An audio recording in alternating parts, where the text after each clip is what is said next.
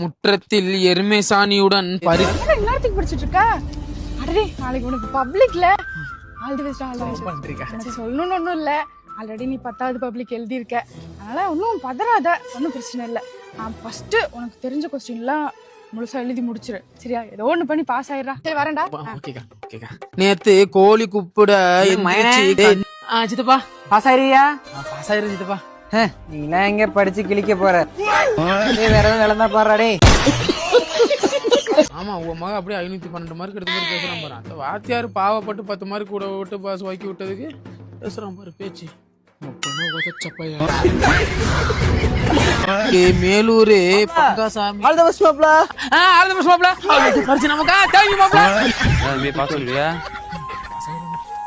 வீட்டோட என்னையும் சேர்த்து நெருப்பு வச்சு கொடுத்துருவாண்டா நம்ம அப்பா. அந்த வீட்டுல கால் எடுத்து வச்சு பெற்றெடுத்த தமிழ் தாயே பின்னால் தள்ளி பிற மொழிக்கு சிறப்பளித்த பிழையை நீக்க.